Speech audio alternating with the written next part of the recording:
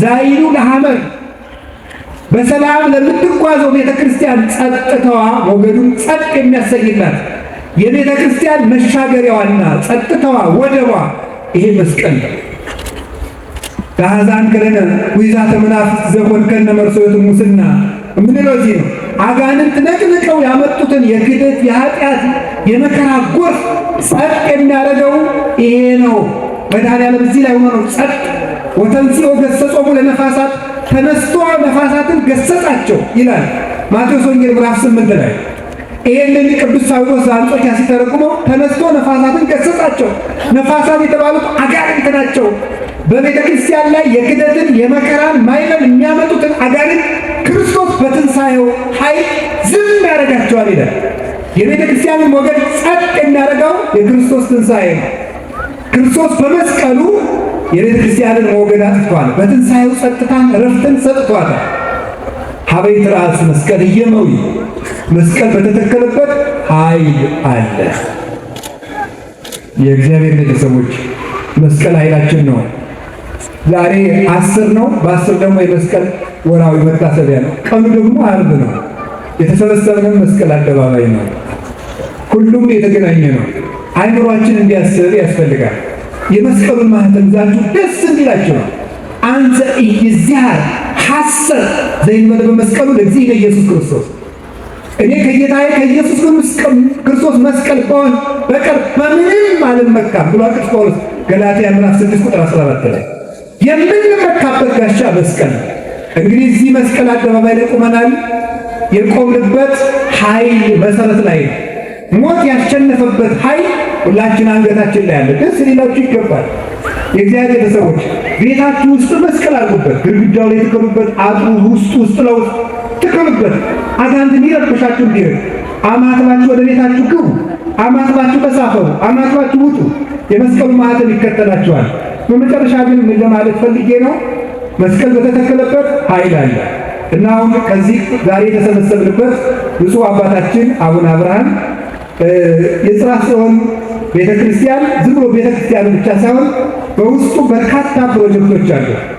ከነዚያ ፕሮጀክቶች አንዱ የመስቀል ፕሮጀክት አለው። 9 የሚሆኑ ፕሮጀክቶች አሉ። ካልተሳሳት በኋላ አታረማለሁ።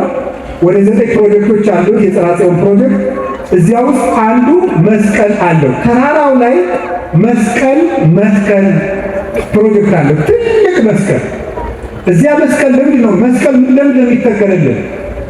መስቀል በተተከለበት መልሱ እንጂ ተናገሩ እንጂ ኃይል ባለበት ምን አለ?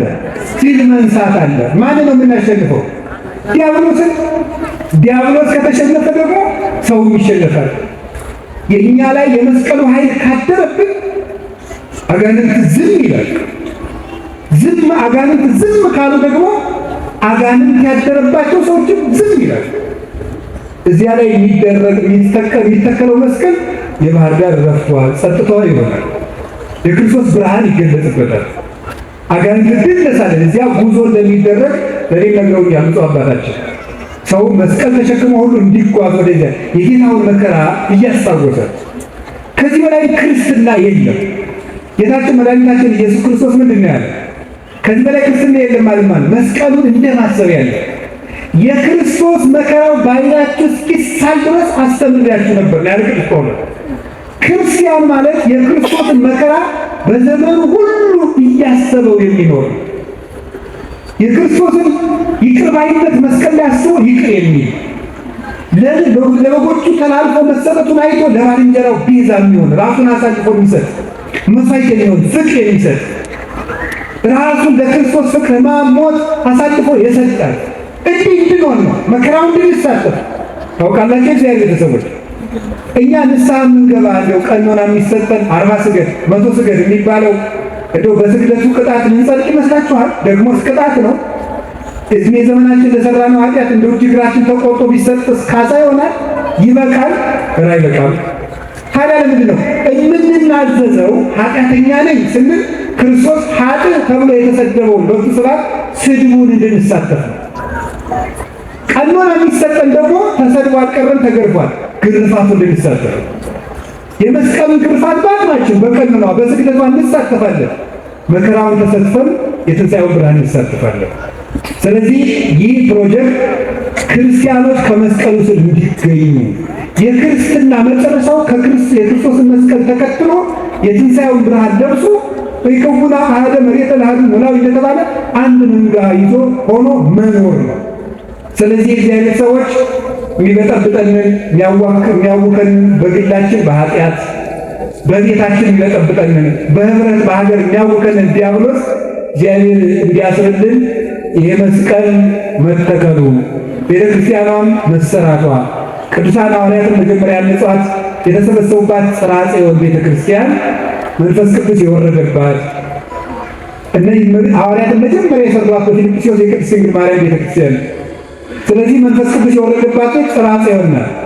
በዚያ ሀብተ መንፈስ ቅዱስ የወረደ ላይ ሐዋርያት በጽርሐ ጽዮን ከማሁ ይረድ ወይትመካ በላይ ወባይለ ወላይ ለኩልክሙ ዲያቆኑ አንወስ ጨርስ በጽርሐ ጽዮን ለሐዋርያት የወረደ ያ መንፈስ ቅዱስ በእኔም በእናንተም ላይ እጥፍ ድርብ ይሁን ብሎ ይመርቀናል። ያንን ለማስታወስ ሀብተ መንፈስ ቅዱስ እንዲያደርግብን ከመስቀሉ ጋር እንድንታረቅ እግዚአብሔርን ይቅር እንዲለን የእግዚአብሔር ሰዎች እንዲያው ይሄን ሁሉ መንጫጫታችን እግዚአብሔር ወደ ይቅርታ እንዲመልስልን መስቀሉ እንድናስብ ንስሐ እንድንገባ ያስፈልገናል። በምትችሉ ሁሉ ለመዝናኛ ከምታደርጉት ትርፍ ከምትገዙበት ቅምጥልነት ከምታደርጉት የአቅማችሁን ተጠቅማችሁ ከአቅማችሁ ውጭ የሆነውን ነገር ካላችሁም ደግሞ ከፍላችሁ ይሄ መስቀል እንዲተከል ቤተክርስቲያን እንድትፈጸም የድርሻችሁን ሰርታችሁ ቤተክርስቲያኗን ተፈጽማ መስቀሉን ተተክሎ እኛም ሰይጣንን እንድናሸንፍ መንግስቱን እንድንወርስ ሀበይት ራስ መስቀል እየመዊ መስቀሉ ባለበት ኃይለ እግዚአብሔር ለሁላችን ይድረሰን። ስብሐት ለእግዚአብሔር።